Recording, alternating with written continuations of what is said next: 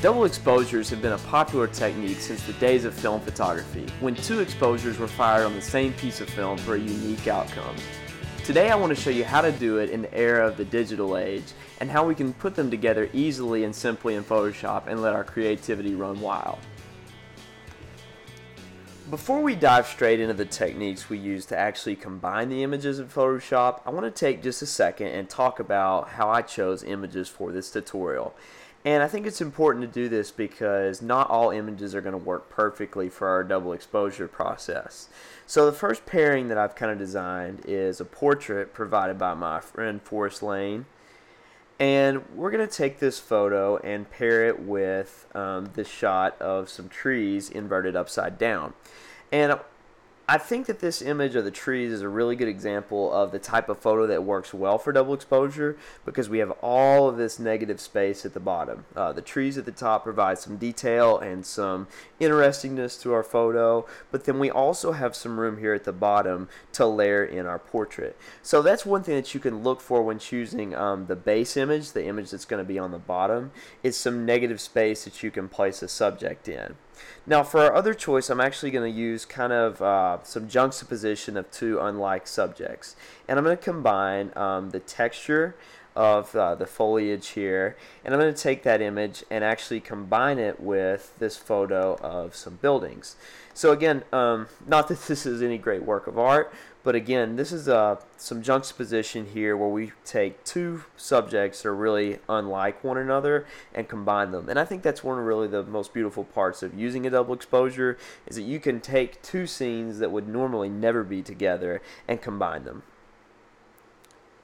Okay, so we're ready to get started with layering our images in Photoshop, and I want to take this nice and slow and make sure that we're clear on this, because a lot of people get intimidated by layers and how to arrange things in Photoshop. So the first thing that I'm going to do is go ahead and open up the two images I'll be using. So I'll go to File, Open, point it to the folder on my desktop, and what I like to do is actually just go ahead and open up all of our images that we'll be using today. So I just Command A or Control A on Windows and select all the images and choose Open, and you'll see one by one they'll open up into Photoshop. Now again, I talked about that we're going to create two images today where we're going to combine two frames, and we're going to go ahead and get those into the same document. And the way that I like to do this is go ahead and remember that this is the frame that we're going to use for our bottom image, and this is the frame that we're going to use for our top image in this case, you know, the image that's layered on top. And go ahead and take this image and put it on top of the scene with the trees. And the way that I like to do that is go ahead and just do Select All and copy it, Control C on Windows or Command C on a Mac, and paste it into this document right here. Now you see when we paste it in, the bottom layer is obscured because if you look over here on the right side at the layers palette, this image is sitting on top of the other one, so it obscures it. Now if we click these little eyes right here, it kind of turns the layers off and on. The layer's still there, but you just can't see it when you turn that off and on. Now in the next step, what we're going to do is actually switch the top frame so that it blends nicely and it's more like a true double exposure.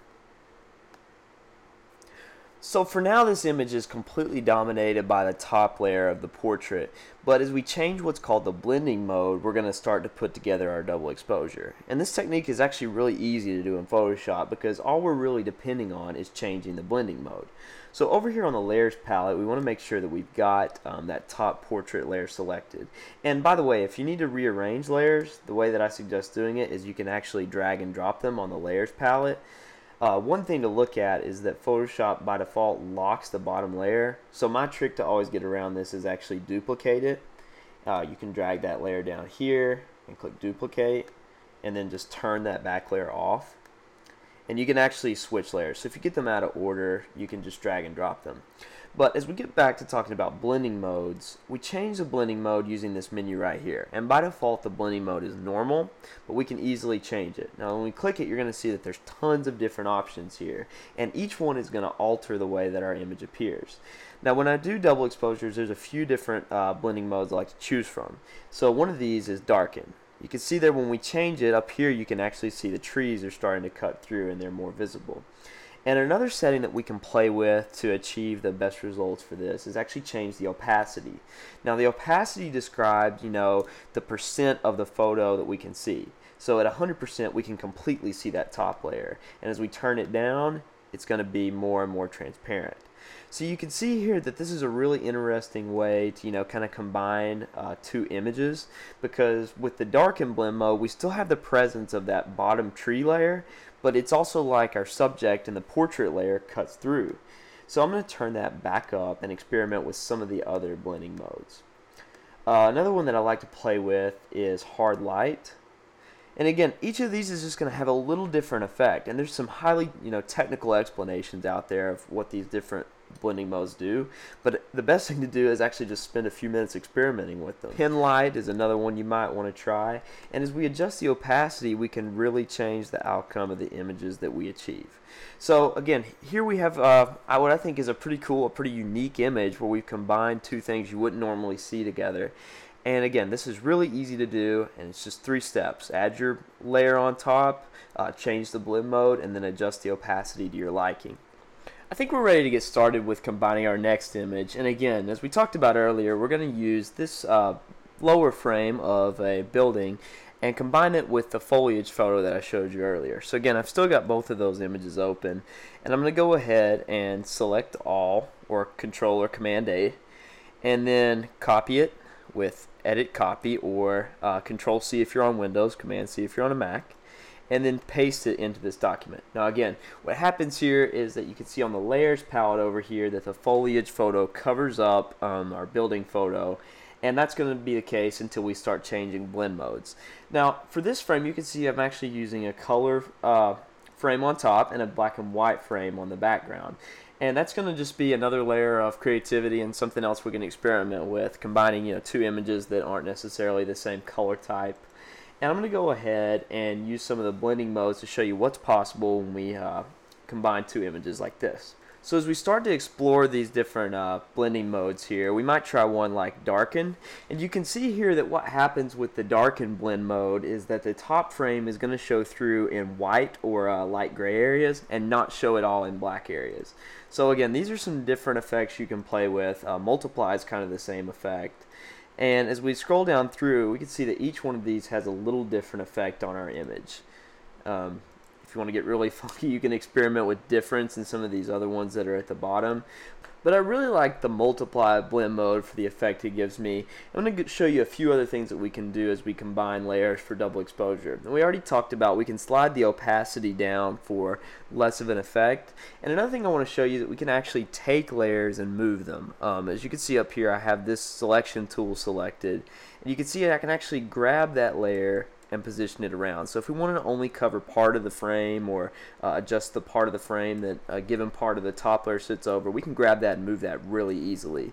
Now another thing I want to show you is how we can experiment with the eraser to kind of be selective of where we want to show off that top layer. So I've chosen the eraser tool up here, and there's some options up here we can tweak, like the size and the hardness. And size is just the diameter of the brush. So we'll pick kind of a large brush here. And then the hardness is, how hard the edge of the frame is. This is a really hard brush when it's at 100%. You can see when we erase, it has really hard edges.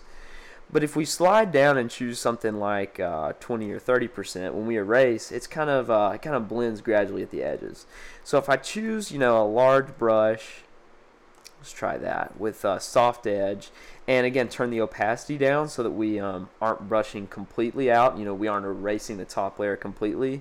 We can kind of come through and be selective and paint in some custom effects. So if we only want to show it at the edges, or kind of vary it in and out. And that's what I really like about the power of doing double exposures digitally, is that we have a great level of control over how we want each layer to show. So I hope you've learned something today about how we can combine images, and as always I want to encourage you to experiment and try lots of different combinations with your frames, because of course the number of combinations you can create is just limitless. And for PhotoTouch Plus, I'm Andrew Childress, and thanks for joining me.